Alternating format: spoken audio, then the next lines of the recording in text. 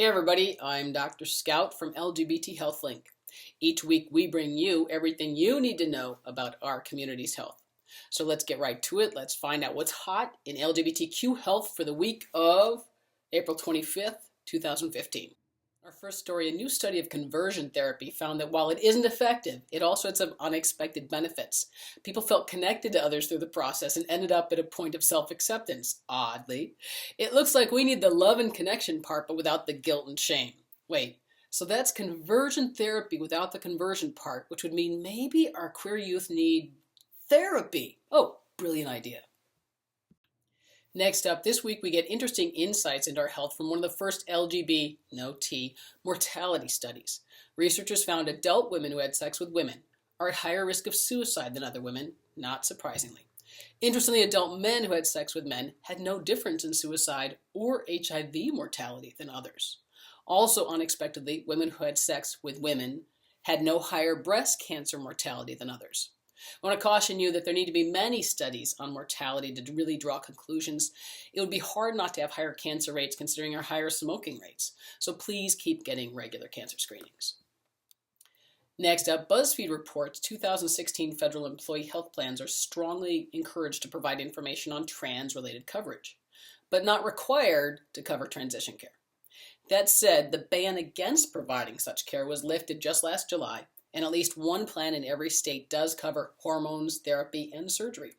So the needle of trans-related healthcare continues to move rapidly in the right direction. Next story, new research looked at co-occurring disorders among women with alcohol use problems.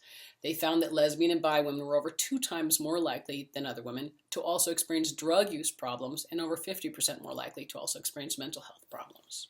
Next up, new research found that 29% of bi and gay black men reported racial or sexual orientation stigma from healthcare providers, and 48% said they mistrusted the providers.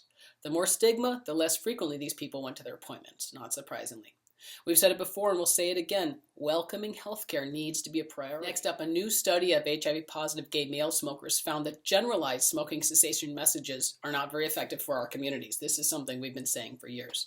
So it's great that CDC is in the middle of spreading their tailored tips from former smoker campaign ads widely across LGBT media right now.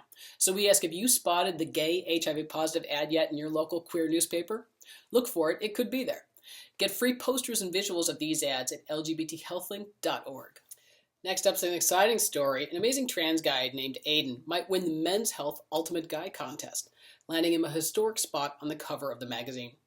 Nothing like rocketing us right past health problems into sexy in one fell swoop. And Aiden's not just another pretty boy, he also helped start a trans health channel on YouTube called Beefheads Fitness. Great job, Aiden, in developing better practices to serve LGBT patients, so let's hope that changes really soon. In our last story this week, you know we always like to end on a great note. Kudos to Today's Show for doing a really sensitive piece this week on parents who are standing up for their transgender 5-year-old, including getting him the most handsome Prince Charming uniform ever. Let's spread this piece widely to help parents of other transgender youth, and can someone please make an adult version of that Prince Charming outfit for me? That is it. That's all your health and wellness stories for this week. Please join us every week. If you like us, please share and subscribe so you can get everything you need to know about our community's health.